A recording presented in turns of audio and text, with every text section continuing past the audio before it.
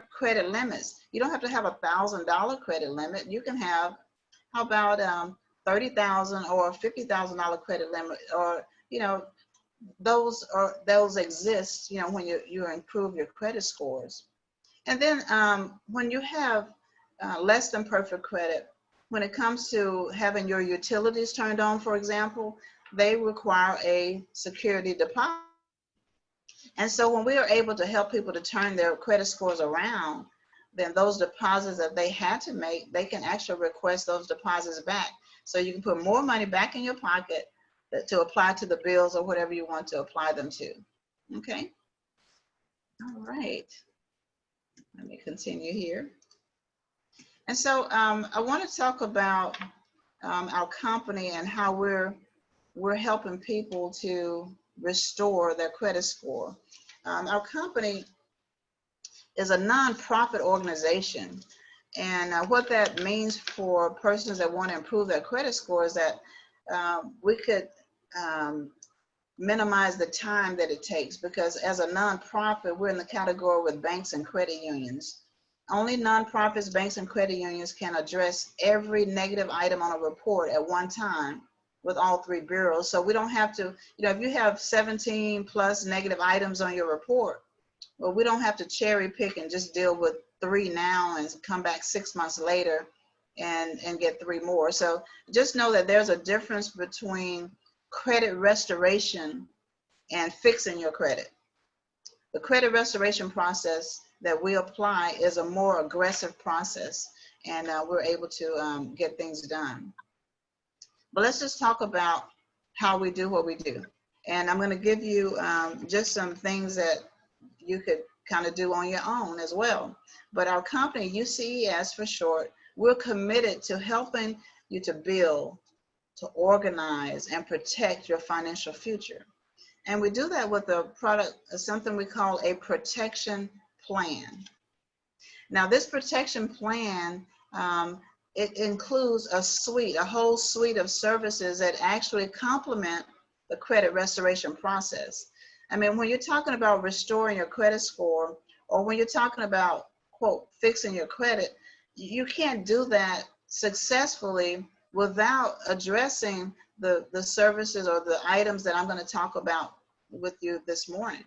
And so it includes, say, for the budgeting, you have a financial lockbox. This is a tool that allows you to store or compile all of your financial information, your checking account, your savings account information, so that it's password protected, so that someone that you trust has access to it in the event that you're not here anymore, or that you might be incapacitated for whatever reason. But it includes credit restoration, of course, identity monitoring, building your credit, net worth, a credit attorney, savings goals, credit monitoring. You can feel free to screenshot this if you want to, guys. Will and trust, debt payoff, or a family mint.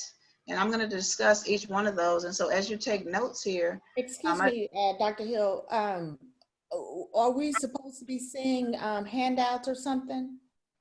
No.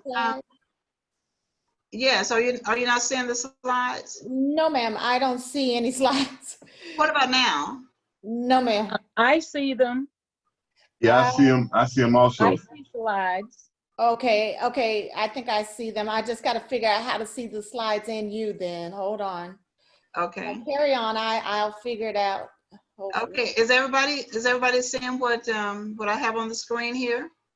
Yes, and you're in the upper right corner, and your slides is just clearly there on the screen there. Okay. Let's see, Ms. Brown, I see you've raised your hand. Did you have a question?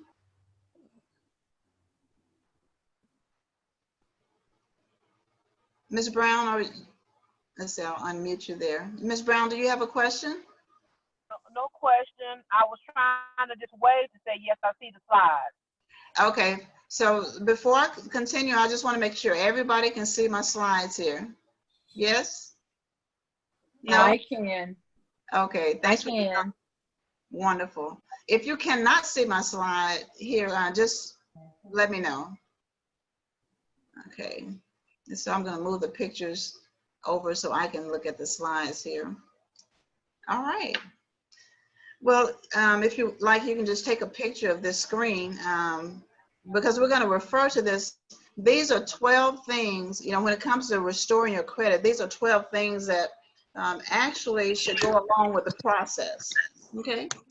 I did receive the referral, but due to I don't have Let's the see. necessary equipment or resources right now to reopen my office. If we can, if everyone can just mute out, and as you need to speak, you can unmute yourselves. Okay, well, thanks for letting me know that. And so we're going to carry on, and we're going to talk about these services. And so I want you to remember, as a company, we help families to build, we help families to organize and protect. And I just want you to think about looking at these services, you know, which ones do you think is the building part, which is the protection part, and which is the organization part? And we're going to break that down. We're going to talk about building right now. Of the 12 services, what services do we have to build? Well, first of all, of course, we're dealing with the credit restoration side. Now, I mentioned as a nonprofit, the benefit of being a nonprofit is that we can address every negative item on a client, on anybody's report with all 3 bureaus at one time. And that cuts down on a lot of time. We can get the job done a lot sooner. But basically, the credit team consists of attorneys, analysts, specialists. They have a 16-year track record of actually restoring credit scores. We get results, and so they speak the language. They leverage a law that gives us the right as consumers to request that information be deleted from those files. And so that's very beneficial.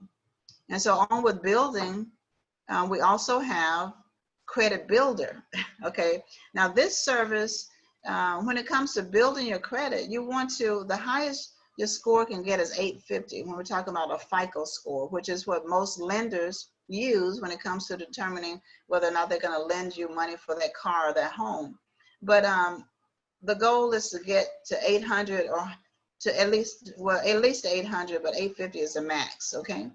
300 is as low as it'll go.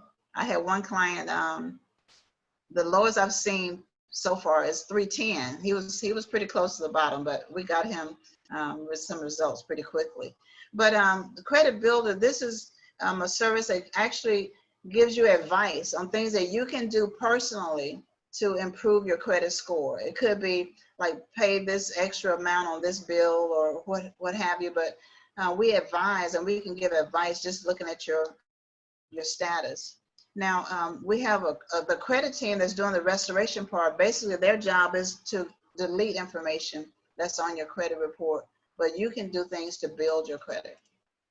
Another building point is the monitoring your credit. You should never ever be the last one to know what's on your credit report. And I hear that a lot. You know, I ask people, well, have you looked at your report lately? Or do you know what's on your report? And most people will say no, but that puts you at a disadvantage when you go in to purchase that vehicle. You know, if you don't know what your credit report says or your score is, and they find out that you don't know, they got you. Because they do this little game. They'll have you, okay, you just sit right here, let's go see, and they'll run your credit 10, 11 times looking for someone that will loan the money for you to get that vehicle.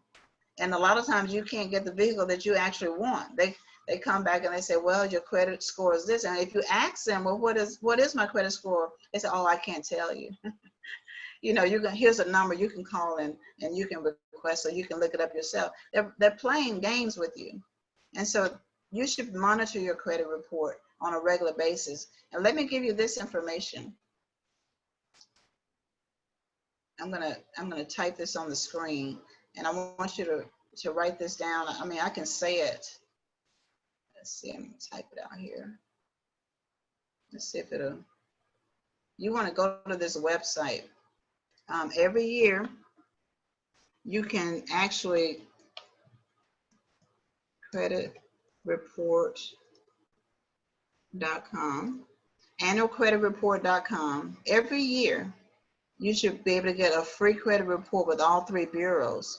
But right now, because of the crisis, they are allowing you to get your credit report on a weekly basis for a year, all the way up until April 2021 of next year. You can actually check your credit report on a weekly basis. And I want to encourage you to do that because identity theft is at an all-time high right now. You know, everybody got locked in, even the identity thieves, they're locked in too, and they're busier than ever. And so you want to check your report.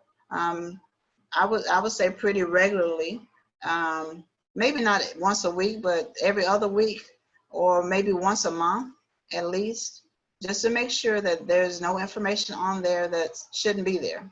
Okay, so annualcreditreport.com. I know it says annually, but right now, up until April 2021, you can access it for free on a weekly basis. Okay. All right, so I'm going to remove that now. Did everybody get that? Okay, I'm going to go ahead and clear it off. Okay. All right, thank you. Okay, so let's see. Let me clear that. All right, so let's talk about one more service, one more tool that you need when we're talking about building your financial future. And that is having access to a credit attorney. A credit attorney, that's their specialty, is credit. And they can handle cases of things that might be a little more difficult to handle. If you're getting harassing phone calls from collectors, for example, they can handle that for you easily. And so you want to have access to them. And I know in our case, we provide, everything I'm sharing with you now is something that we provide to clients that we have. And if we need to sue the agency, and that can be done, those, like I said, they're just businesses. You can actually sue them about information on your report. But anyway, they're available as well. So you do want to have an attorney on hand, special credit attorney. You want to have the ability to monitor your credit on a regular basis. You want to be able to do things to build your credit, and you want to get started with the process of restoring your credit score, okay? And so let's talk about how is a credit score calculated.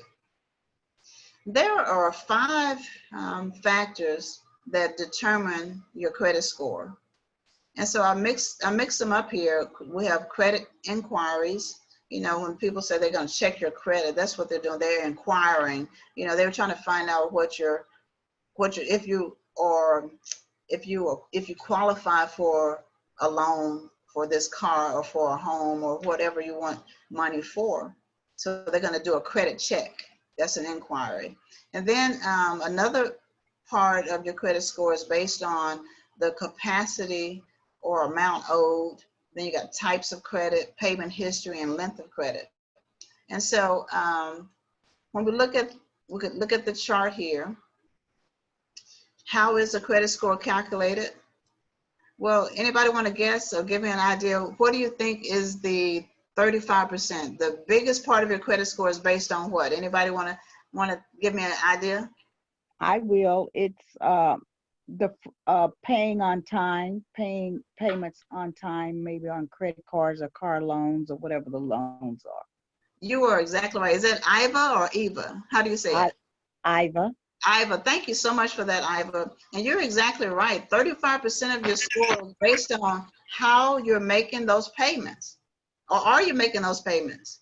Are they on time? And she's exactly right. You know, you want to make those payments on time. And actually, they play a game with clients, because yes, you might have, let's say it's due on the 15th, but guys, there is a due time too.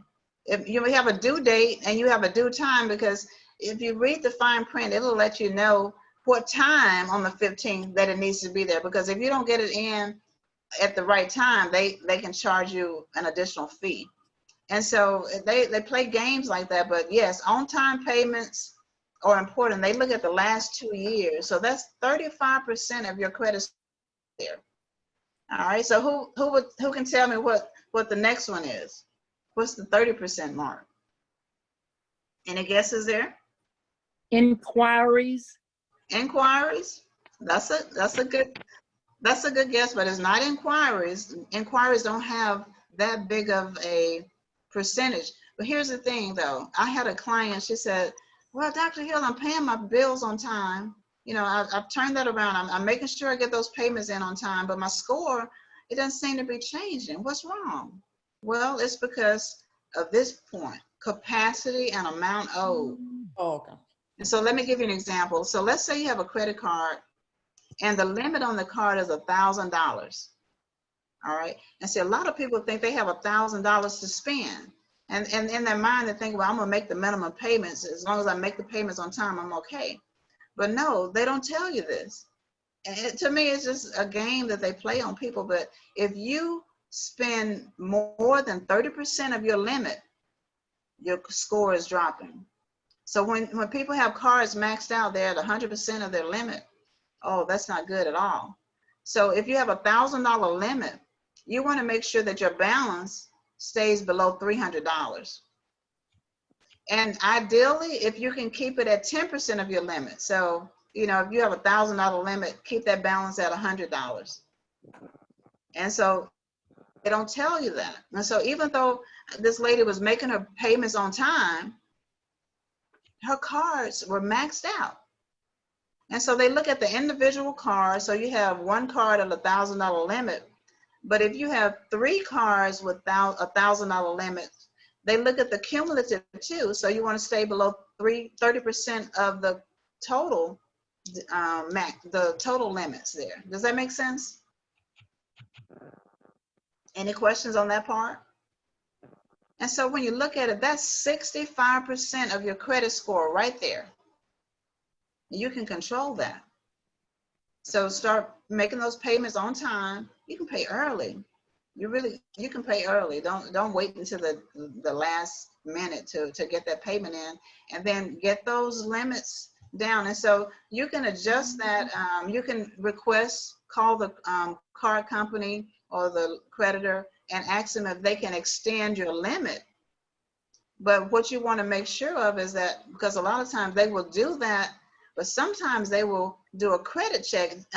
Ms. Carrie, you mentioned about the inquiries. They will do an inquiry if you ask for the limit. So always ask first, I'm interested in extending my limit. Will you have to do a credit check in order before you do that for me? And if they say yes, then don't go that route, because every time an inquiry is done, that can affect your score too. We'll talk about that in just a second here.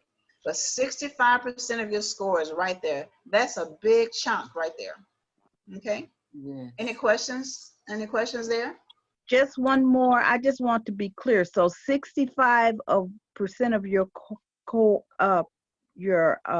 score is, we used to call it debt to something ratio in the mortgage business. Right, debt to income ratio. This is called credit utilization. Okay. Yeah, the 30% here, capacity and amount owed, is called credit utilization. In other words, how much of your limit are you using? Okay. And okay. if you're using more than 30% of your limit, your score is going down. Mm. Yeah. And okay. So and you said that encompasses 60% No, of it? I'm talking about the first 2 items here. Oh, So the first together. Gotcha. Okay. Together. So 35% is on the payment history. Right. 30% with the credit utilization. So that's 65% of your score right there. I got you. Just those 2 things, you know? Okay. All right. So good Wow. point there. Anybody else have a question? Wow. Yes. And was there someone else? All right. And so moving along here, who can tell me what makes up 15% of the score? Anybody? Inquiries. Inquiries? We haven't gotten to inquiries yet. Oh, okay. I'm sorry. That was a good guess though. But look, guys, how long you've had the credit is 15%. For example, let's say you had a credit card for 10 years and you worked diligently, you made those payments, you know, you got that, you got below that 30, as a matter of fact, you paid it off. And then you had this bright idea, you know what, I'm not going to use this card anymore. I'm just going to close this account. Well, when you close accounts, you lose history. You know, having a card for 10 years, that's a good thing, especially if you've been responsible with it. And so when you close accounts, your score drops 15%. And if you don't close it and just don't use it, well, if it's inactive, the company, the creditor will close it for you.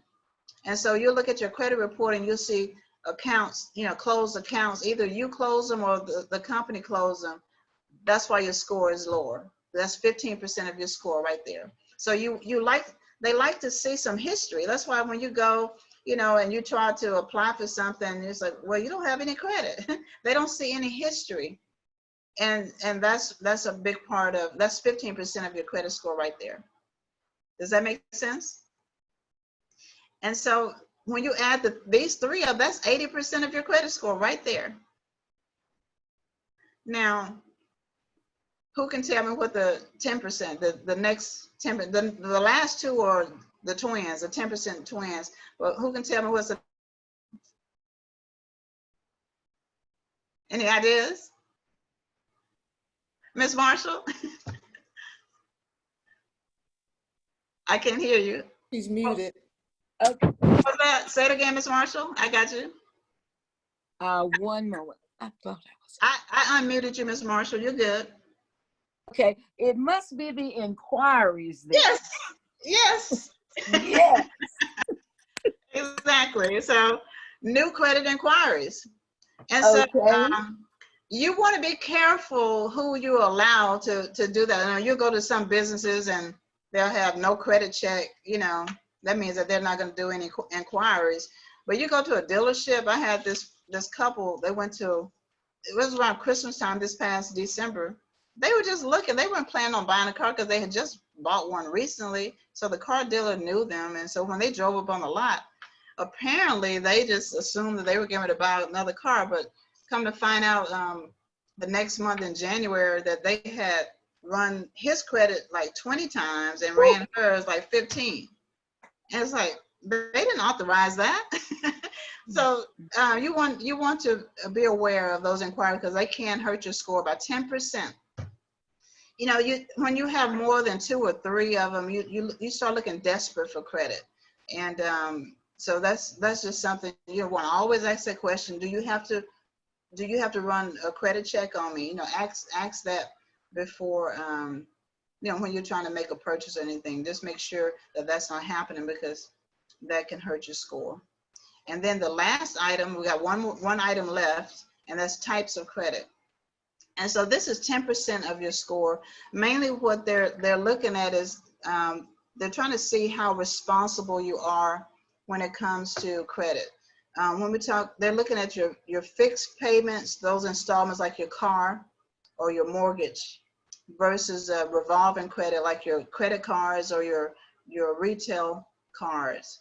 And so if you don't have these two and you're trying to build your credit score, don't go out and apply for them because then those inquiries will be you know, charged to your account too. So if you're trying to raise the score, I think the first 3 items here are where you can focus right now, making those things happen, making sure that you're not trying to open up any new accounts if you're trying to build your credit score. Okay, so any questions here? We're good? Yes, will you explain the difference between a hard inquiry and a soft inquiry if you're not already going to do that later? A hard inquiry is when they actually really get all of the details about your credit. A hard inquiry can hurt you. If it's a soft inquiry, it does affect your score a little bit, but very little. It's a minimum effect to your score. But a hard inquiry is when they pull all three bureaus, all of the information, they're accessing all of that information, and they're getting all the details, if you will. It can, a soft inquiry is not as, if they say they're doing a soft inquiry, it's just kind of a cursory check on a score, and it's not as detrimental. I guess that's the word I'm trying to use there. Yeah, the SBA did a hard inquiry recently, and I didn't know that they were going to do that. And I woke up, I do monitor my credit, and I woke up to the tune of 28-point drop in my credit score. I was not together. Yeah. So did you authorize that though? I am one of those people that's in business for myself, so I applied for the the EIDL and the PPP that's out there. Right. They were saying that it was not going to be based on your credit score. So my naivete, I thought that meant that they weren't going to even be looking, at credit. So that's why it was a surprise that they did that. Oh, wow. So I guess and there was nothing in reading the fine print that for the different resources that indicated that they would. So, and none of the webinars or anything like that, people asked about it being, was it the loans based on, or the grants or whatever based on credit? And, all the information was saying, no, it wasn't. So technically, no, I didn't authorize that. Oh, wow. Well, a lot of times you're able to get inquiries off your credit report when you can assert that you didn't authorize a certain thing. But now when it comes to a loan application and you sign it, for most loans like that, you, in essence, you are authorizing it. Even though, I mean, that's something you can kind of look into. 28 points, that's a nice little hit, they can. It is. And Yeah, Doris, you're not alone. The same thing happened to me. Mine dropped probably about the same as well from their inquiry. And again, I didn't have any prior knowledge that they were going to do. Like you said, common sense does kind of tell you, like in foresight, saying it's a loan, so they're probably going to check my credit. But like you said, from reading it and from how it was explained, they didn't necessarily explain it in that way because it wasn't supposed to be based off of credit. So there wasn't a real need to pull it. And I still didn't even get it. I didn't receive it. So not only did my stuff drop, I didn't get the money either. Yeah, that added insult to injury. And yes. I'm grateful that I was starting from a good place in the first place, but still, to have something like that you are in need of, and you're thinking you're accessing something that could potentially help you, and it actually ends up hurting you. Plus, you don't get it. So yeah, but if they touched your credit, it may be just delayed. But anytime you get a loan, they must check it, and remember, they were just throwing this together. They didn't know what they were doing themselves. They were grasping at straws. But being in the loan industry, you're gonna get your credit will be, and if you apply for both EIDL and the PPP, then they hit it twice. Okay. Yeah. So inquiries. This topic. Yeah, Ms. Wright, you had a question. Yeah. So and I'm sorry, the baby's talking in the background. That's why I had it on mute. But so I know you said you could dispute things that are on your credit. Because see, I understand all of this, but what I don't understand, because I hear from different people that if you pay the stuff off on your credit, it makes your credit worse. And I heard it makes it better. So like the stuff that you have on your credit now, what is the best way to proceed with those? Like if you dispute it and it's still valid, do you pay it off? Do you take a settlement or what? Because I've heard so many mixed reviews on that. Yeah, it just depends. The bottom line is there is no law that says that any information has to be on a credit report. And so, requesting that it be removed for whatever reason, that can be done. That's just what our credit team does. The number one reasons that it can be removed is, first of all, if it's inaccurate, it has to be 100% accurate. mean, if they just misspell your name or anything inaccurate, address is off or whatever, it has to come off. If it is obsolete information, it has to come off. And when I say obsolete, we're talking years. I mean, we've been told that information has to be there for like 7 to 10 years. And that's not true. But if you believe that it has to be on there for that long, you're not going to try to fight it all. But obsolete is something like well over, 7 to 10 years. If it's erroneous information, and what I mean by that is, let's say you got a loan with Bank of America, and you defaulted on that loan, and now it's in collection. So Bank of America charged it off, and so now a collection agency is attempting to collect on that money. They paid pennies on a dollar to get that note. Well, they can't verify that you owe that because you did not sign a contract with them. You signed the contract with Bank of America, and they have settled, they closed that account. They charged it all. They actually got their money and wrote it off on their taxes. And so because that account cannot be verified by the collection agency, that information has to come off the report. As a matter of fact, you really don't have to deal with those collectors. They can harass you and whatever, but the debt, as far as you're concerned, was with the original lender. Does that make sense? Yes, it does. Thank you. Okay. All right. Any other questions before we move on? So we're talking about building, your financial future. And so you do want to get those items in place, and understanding how to calculate a credit score can help you with the building part, getting that foundation set, because for whatever reason, everybody has a credit score, and whatever reason it might be where it is, but you can restore that credit score. All right. And so, excuse me, I have a question. Yes, sir. So when they sell those loans, and they do have information from the people that they bought it from, are they still able to verify it, or what? Well, if you verify it, I mean, if they call you and they say, "Is this Donnie Howard? Is this your address?" And if you verify with them, then now they can pursue. And because you didn't sign you didn't sign a contract with them. I really advise, and we advise, you really shouldn't verify. Okay, so that's how they get you then. Whenever you answer the phone, and you verify that it is the person that they're inquiring about. Exactly.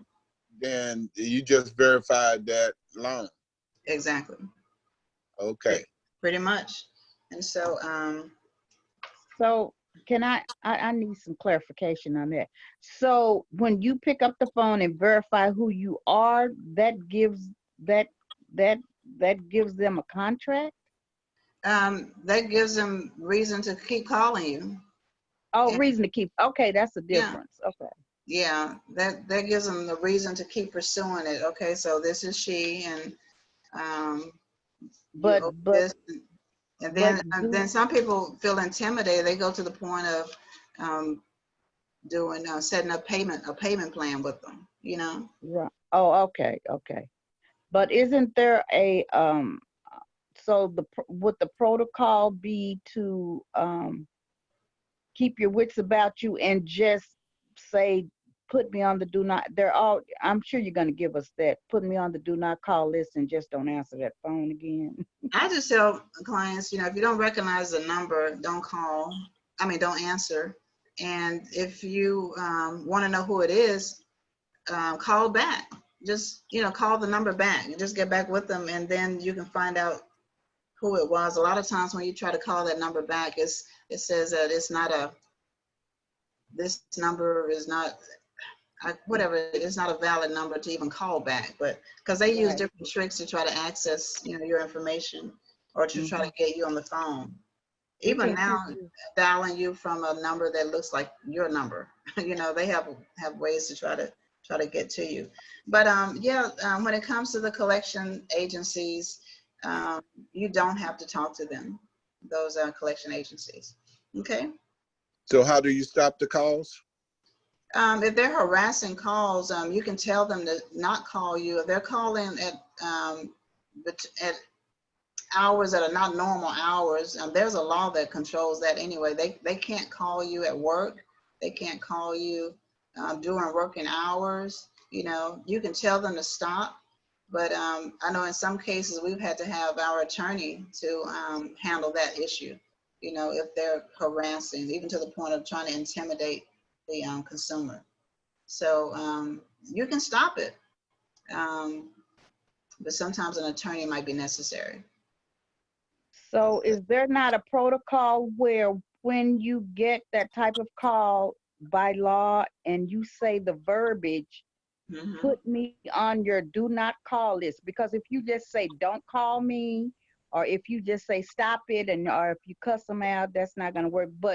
And it may not work when you say please put me on the do not call list, but you've done your part by saying the right verbiage. And you have more to fight with when you do go to the attorney, but there's some things that they gave us to do. Because sometimes, you know, when you answer a phone, and there's sometimes I'm glad I answered certain calls. It's been, you know, so you pick it up, but when they say your name, you don't say yes. Never say yes when you pick up on a line that you just don't know. Who am I speaking with, or how may I help you? So anyway, that's just some things we were taught in the seminar. Yeah, that's true. Thanks for bringing that out, Ms. Iva. But normally I don't know all the details behind how to handle those calls, but I just know that you don't want to try to set a payment plan up with a collector. Right. With the collection agency. So, but yeah, there is a protocol, and I'm not aware of the ins and outs. I usually just have my clients to get with the attorney, and they take them through that process. Can I have one more question that on that same scenario with Bank of America with her? What tool how do we know that they've already written it off? Is there a tool? It'll be on your credit report. Your credit report will say charged off. It'll say it. Okay. Thank you. Okay. All right. And so now let's look at and we'll come back to more questions in a little bit here. But so we talked about building. Now let's talk about getting organized, because that's a big part of it too. So out of the 12 items there, when it comes to organizing, nobody likes this word, but budgeting, because this is like a word. This is like that diet word. You know, nobody wants to diet, but if you can think of budgeting is nothing more than giving every dollar that you have coming into your household a name, naming every dollar. In other words, so this dollar comes in, this dollar is for groceries. This is what I have set aside for groceries. You have a dollar set aside for utilities. You know, you have a dollar set aside for gas for your vehicle. And so you're just assigning a name to every dollar. And when you do that, I mean, and it's good to have it in writing. And most people are not disciplined when it comes to this, but you have to, if you're talking about a financial future, you're going to have to discipline yourself when it comes to the spending, or even have a dollar. The name of this dollar is savings. This is just for savings. This dollar, you know, if you believe in tithing, this is tithe, you know. And so you want to assign a name to every dollar. Another, and organizing your future, is to determine your net worth. Now, a lot of times we talk to people about this and say, well, I don't have $1 million yet. You know, they think that you have to have a lot of money to even talk about net worth, but no, net worth is nothing more than looking at two things: your liabilities, things that you owe, you know, and then comparing that to your assets. These are things that you own. And so you compare those, and you have what we call your net worth. Now, for some people, it might be negative, but you got to know what it is, though. If you're talking about building and increasing your assets, or even getting to a point where you can leave a legacy for your kids, well, know where you are. If it's negative, okay, now you know. Now you know how much you got to do to get out of the negative and beyond. So it's important to know this. And also when you're trying to make some major purchases, those are questions that are going to be asked of you. If you're trying to buy a home or land or whatever, they're going to ask you, okay, so what are your liabilities? In other words, what are your debts? What do you owe? And they're going to ask you, what do you own? So you got to know this anyway. And so go ahead and get organized and get it together, because when you get your scores up, oh yeah, I want to say this too. We're not talking about increasing your scores so you can get back in debt or so you can get more in debt. We're talking about raising your scores. Excuse me. We're talking about raising your scores so you can get in a position to start owning some things, gathering assets. You want to be able to pass something on to your kids, not just debt. And so when you're talking about gaining assets, knowing your net worth is important, having that together. So another part of organizing your financial future, you want to consider, we have here what we call a family mint. This is, you want to develop your financial IQ. Okay, and so learning more about finances. Now this program, this tool that we have is geared towards your children. YFL stands for Youth Financial Literacy. And so it's a computer software program that kids can get in there. They like playing games, but we have it set up where they're learning while they're playing. And so it could be your kids, your grandkids, your nieces, nephews, whatever the case is, but this is for the kids, yes, but it's for you as well. I mean, there are so many books to read, so many things to learn, but I know in our program, we provide a lot of financial literacy for you, things that you can use. And so, oh yeah, and on that note, write this down. I have a private Facebook page that it's all about literacy. And I'm gonna write it up here. If you're on Facebook, I would encourage you to go to this page. It's called Get Your Financial Lit Here. Okay, that's what it's called. Get Your Financial Lit Here. And when you go to that page, join that page, and they're going to ask you who invited you. Just tell them Dr. Hill invite you. As a matter of fact, at the end, you'll see my full name, and you'll be able to, because you can't get in unless you have an invitation. But you want to get your financial literacy. This is going to help you to gain some knowledge about your financial future. Okay, I'm going to see if I can leave that up there for the next few screens here. And so looking at another tool to organizing your future. I know we don't like to talk about this, but remember, debt made up 35% of your credit score. So we got to pay it off. That even though we get it off the report, you still got to pay your debt. We're not saying we're going to remove it, from your credit report, so now you don't have to pay it. No, removing it, you still got to pay it. Okay, it's just that now when we remove it, your scores go up, and now with the interest rates going down, every payment that you make most of it is going towards principal now instead of going towards all the interest. And so you can pay your debt off sooner. So we have a game plan that we can show how you can use your income, your current income, to pay those debts off sooner.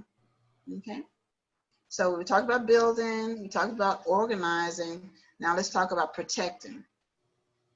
And so all of this is around your credit score. With the pandemic that's going on right now, looking at these things, looking at the whole picture, not just the score, that number itself, but looking at the whole picture. First thing is we talked about identity monitoring. Every 2 seconds, a person's identity is stolen. And right now in this crisis, that has increased big time. And so it's important to make sure that your information is protected on with any transactions that somebody can use your information. You want to make sure that you have a way of monitoring that, okay? A will and trust. Okay, so you start accumulating things and you want to pass it on to your kids. If you don't have a will in place, if you don't have a trust in place, a living trust, your kids or your church or wherever you want to, pass your assets to, if you don't have these documents, then the state, they take care of it for you. And whatever is left after the state finishes, and they can, your kids can have at it. But these are very important documents that everyone should have. And you probably say, well, I don't really have anything. I just own this car. Well, that's yours. It's yours. It's something that you at least want to pass that on to somebody. And this program, this service also includes powers of attorney. If you're in a position, like we had people that had to get rushed to the hospital with this crisis that came about here. And, the family couldn't even go in to visit.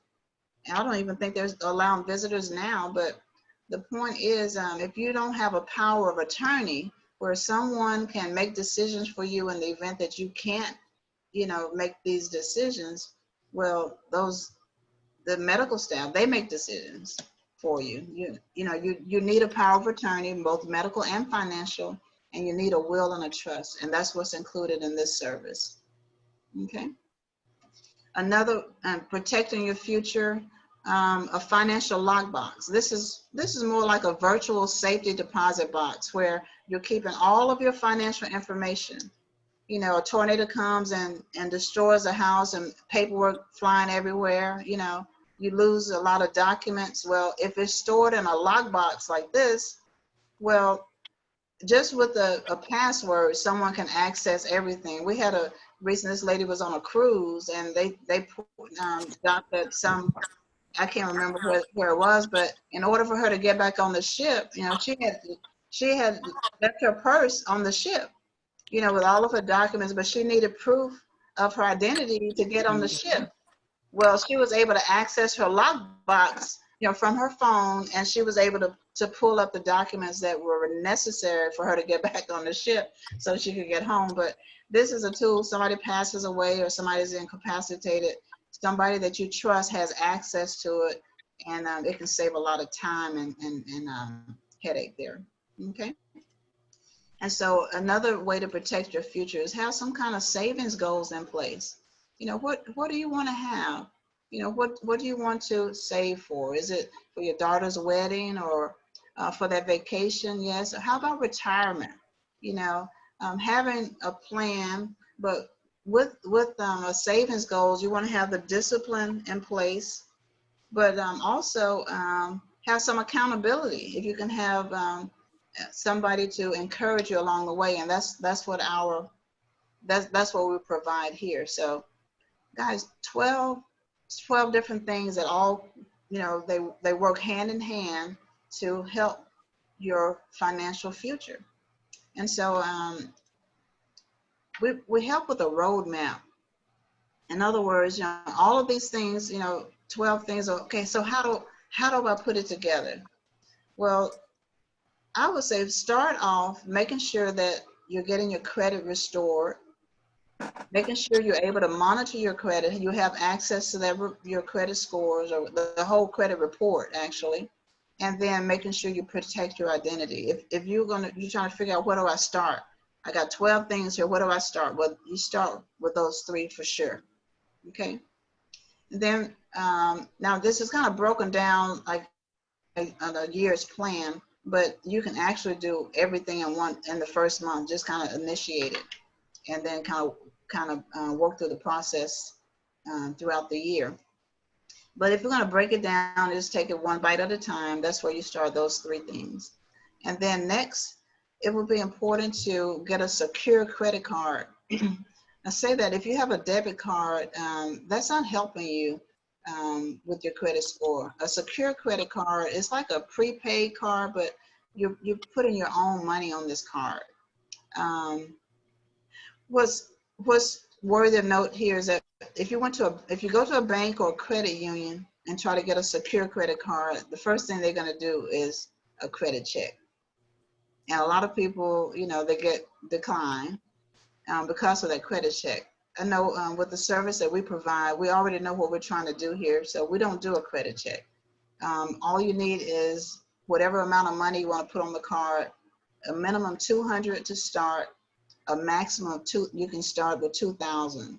But as you use the card, the attorneys are reporting this every 30 days to the credit bureaus.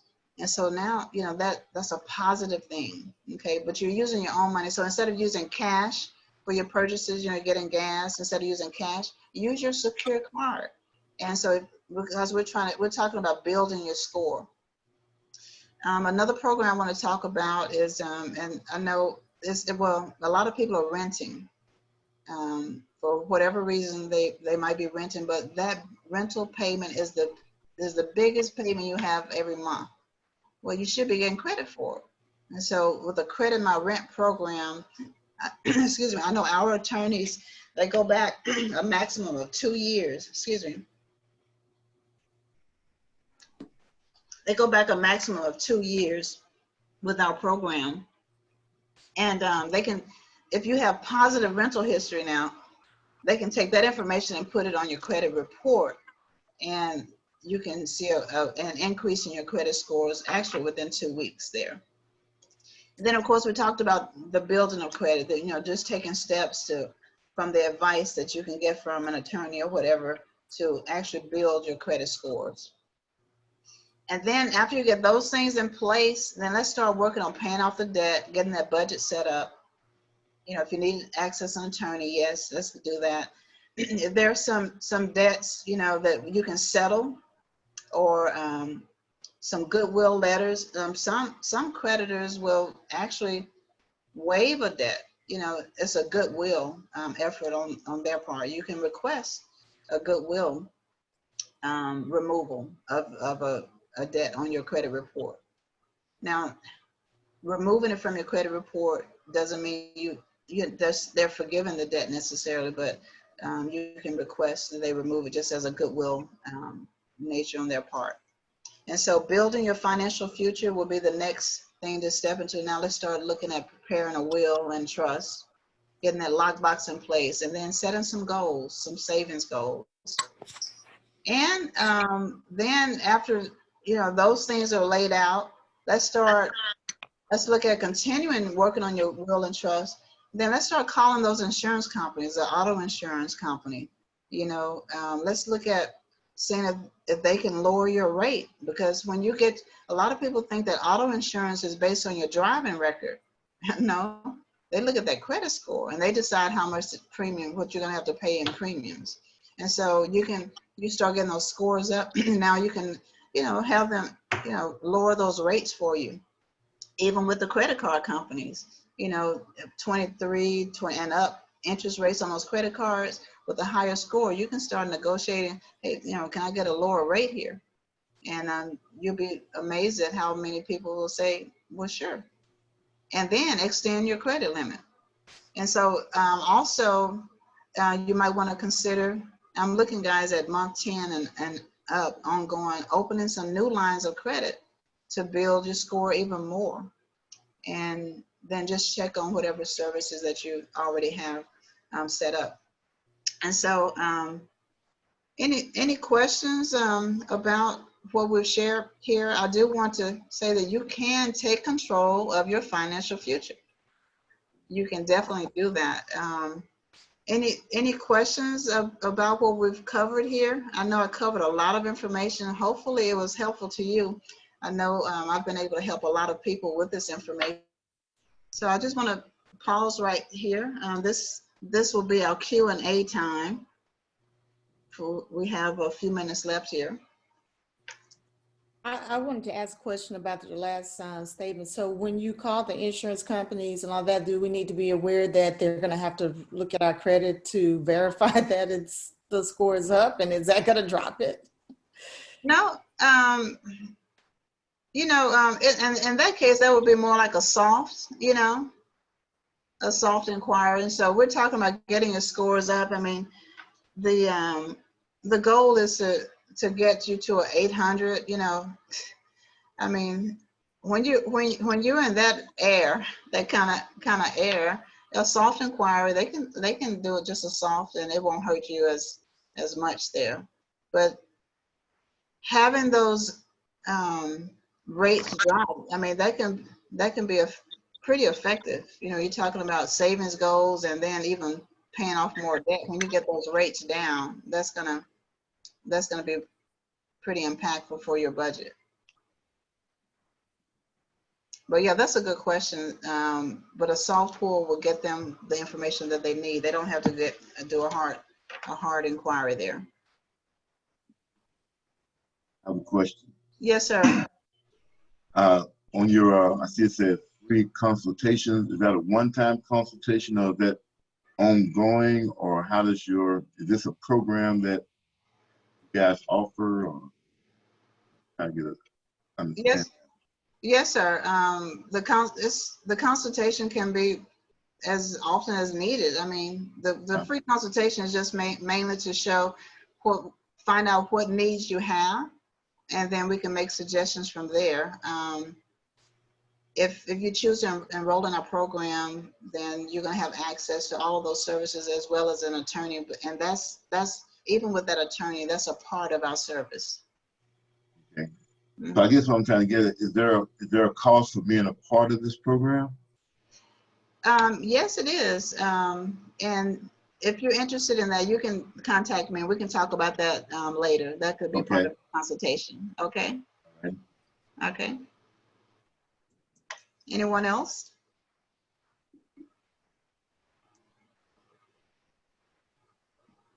Well, I'd just like to, I want to say thank you. I fell into a trap about 10 years ago of getting credit cards just to get a 15% discount on some, different department stores. Oh, yeah. And I was just wanting people to know before I became learned in this area, I ended up with 18 credit cards because I have very good credit score. So when I went to go try to buy a house, I had too many credit cards. Because when you have too many credit cards, you're eligible to go run up credit and not pay their house note.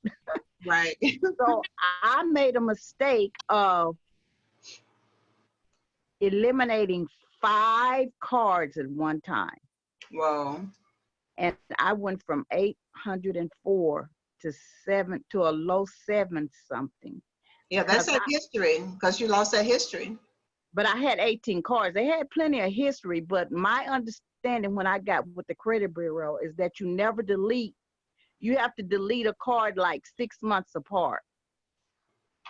You can't just zap them because you have to wait. You have to slowly get rid of them. That's what they told me. So yeah, so don't fall into that trap trying to get a cute dress discounted and get you a credit card. Yeah, that's a big trap. Yeah, that's a big trap. That's good advice there. Yeah, I did this was several years ago, but I did the same thing, but I did it slowly and very methodical. Wow. About how to go about doing it so that I kept the older ones, the ones like I would, even if I wasn't intending to use them, I would keep the older credit,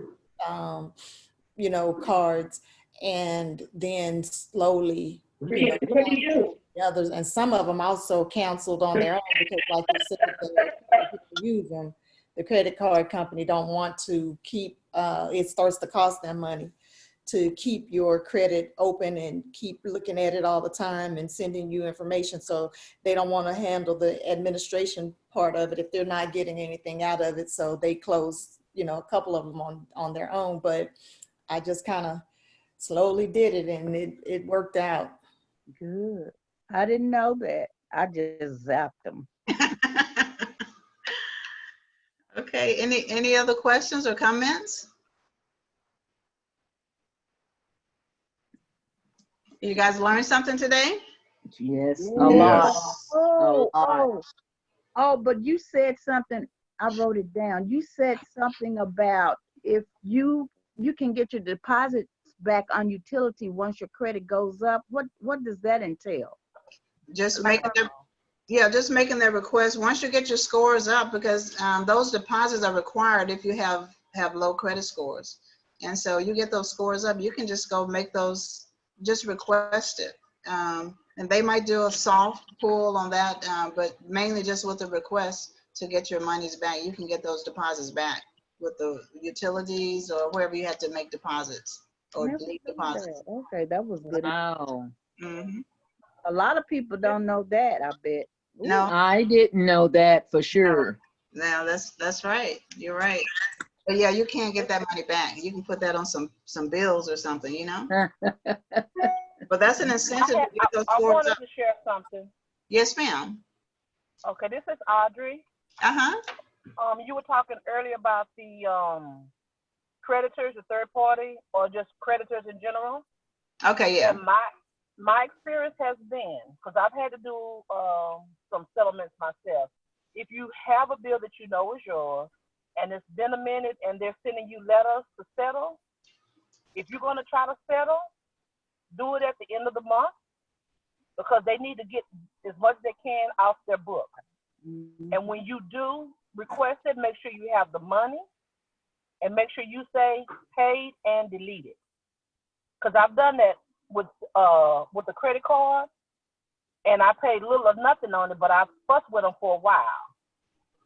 But after they sent the settlement letters, I was able to say, okay, when I was ready to settle, I made sure it was at the end of the month, because everybody want to clear their books at the end of the month. Be ready to pay, with an email say I want it paid and deleted. I want to add, that's a good point you're bringing out, but add to it paid as agreed and deleted. Make put paid as agreed and deleted. Yeah, that's true. Thank you for that. That's good. The end of the month. Okay. All right. Did anyone else have anything else they wanted to add, or were there any other questions? If you didn't want to come off of mute or wasn't sure how, if you wanted to put it into the chat, we can read those off for you.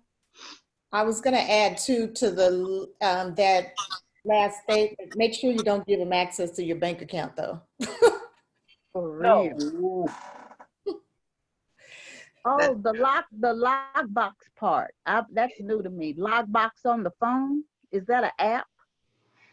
No, that's just a service inside of our protection plan where you're able to store all of your financial data. So it's not actual paperwork. It's like account numbers and passwords that are necessary to access certain information about your investment accounts or whatever you want to put in that lockbox regarding your financial information.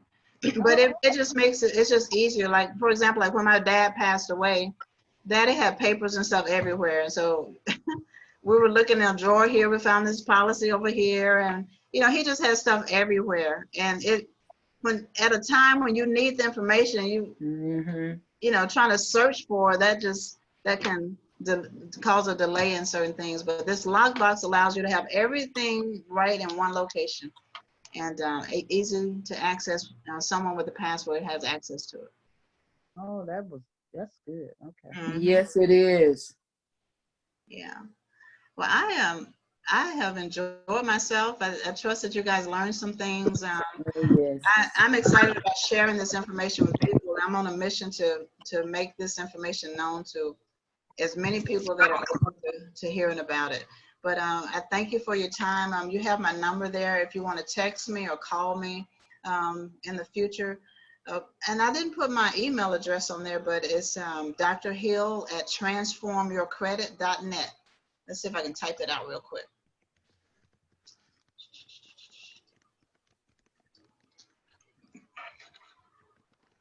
Dr. And while she's doing that, getting that typed out there for you all, I see, Mr. Howard, you were asking were you all going to get a recording. This was recorded. Thank you, Iva, for reminding me because I completely forgot. I was doing a couple of different things. So this is recorded. It will be on our Facebook page. I'll type at how you can find us on Facebook. And this does not require you to have a Facebook. You can still access our page and look at the videos and the content we have, even if you're not an actual Facebook member. Aside from there, I want to personally thank you, Dr. Hill, for giving us your time as well as your knowledge today. We truly appreciate it.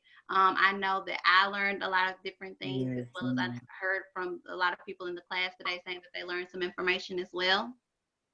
We encourage you all to, if you know that you're actively trying to work on your credit, to definitely reach out to Dr. Hill and to see what the organization could possibly do for you and to see if that is an option for you. Aside from there, we definitely help and assist wherever we can. Trying to see, we do have some more classes coming up.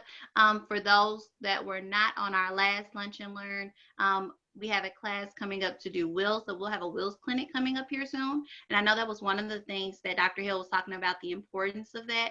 And anyone that probably talks to me longer than 10 minutes hears me mention wills and testaments, because my mom is probably tired of me saying it. But I definitely encourage everyone to have one if they don't have one, because as she was saying, you don't want the state to dictate where your items will go and who they belong to, and not to mention you don't want your family to pay for those things, because it can be a costly expense to them as well. So depending on how many assets you have, we're still working on the different qualifications, but depending on how many assets you have and what all you're trying to include in that will and testament, we're going to have a free wills clinic, so that way you can get that completed done. But again, that will be for only those simple items. So let's say, like if you said earlier, if you only own a vehicle or if you only own your home, those are on the simpler side. So we can get those done for you for free. So hopefully I should have a date to you soon on that. Just always check your emails. It'll be an email blast. If you don't receive my email blast, please add my name to your, I guess, preferred list or favorite list so you can receive those, or just check your spam every now and again and just kind of do a search on my email address, because the system we use does sometimes sends them to people's spam, so everyone doesn't always get to see them. And that's and like I said, it's welcome for anyone, so you can send that information out and invite others, your parents, your grandparents, cousins. They, like someone was telling me that the way I encourage others, I don't have one. They were just like, I'm sure you have something. So it doesn't matter how young you are, or if you own something, that's something that you need to take care of. Aside from there, we're also working on a resume class. So we understand a lot of people have been displaced, or they've been laid off, and they're using this as an opportunity to rebrand themselves, get themselves together, find something different, walk inside their purpose or passion, or just trying to find another job so they can keep food on the table. We encourage those that need to refresh their resume to join that class. Again, I don't have that date in front of me, but I think that's going to be the one that's coming the soonest. So it's probably going to be like in the next 2 weeks. Again, you should see information about that on our Facebook page, but you'll get those resumes over to us. We're going to get those edited. That could be for those same young people that are inside the homes with you, that are 17 or 18, that are recently graduating, starting their different career paths. Get their resumes, we'll get those edited, and then we're going to actually do a presentation, and we're going to try, depending on how many we get, to do some one-on-one consultations. And like I said, I'm going to send over a survey. Please complete those surveys. Those surveys show us not only if we're bringing you viable content, but they also tell us what other content you all are interested in, so we can know who to go out and find, and who to bring on board, and who to and what other classes we can offer you all as you all are staying at home and in place. I want to say that is about everything. Audrey, am I forgetting anything? Audrey is our executive assistant. Am I forgetting anything? No, ma'am. I think you covered everything. Great job, Jan. Thank you. Oh, no, you're hearing your voice reminding me. We're going to do a Juneteenth economic forum. I believe the dates are from the 15th to the 19th. Don't quote me on those. You'll get an email about those too. But it's really going to be, we've learned that a lot of the people in our community and clients weren't able to take advantage of the SBA relief grants and resources and loans, and because they had viable businesses and they had successful businesses, but they weren't necessarily legitimate. So we want to make sure that we work on getting people inside of a space where they're getting legitimate businesses. So because as we come out of this, there are going to be other sources and other funding sources that we want people to be able to take advantage of. So that way they can continue to take care of their families and those that rely on their jobs. So we're trying to turn the hustle person into the businessman. So if you know anyone that's inside of that space or that arena, please let them know that we're putting on an economic forum, not only just for them, but we're definitely, our emphasis and our focus is on those individuals. Now I think that may finally be everything. Yeah. Hustle and flow coaching. Hustle and flow coaching, exactly. Is what we're going to go with. But aside from that, thank you all for joining us. Again, I apologize for the disruption in the beginning because I sent out the wrong link. So that was all on me. So I want to definitely take the blame for that. So my apologies. We do appreciate you all making that transition so quickly, swiftly, and easily over to the proper classroom. Again, thank you, Dr. Hill, for your time. We thank you all. You all will start to receive emails from me about our upcoming classes and how to get registered for those. And if you have any questions in the meantime, please feel free to email me. That should have been the email that you received from the registration for the class today. But thank you. We're going to go ahead and close this out. Thank you. Y'all have a good day. Thank you. All right, Thank bye, you. y'all. Thank you so much. Oh, that was fantastic. Thank you. Yes, so wonderful. Be blessed. Thank you. You Great too. info. Thanks to you all.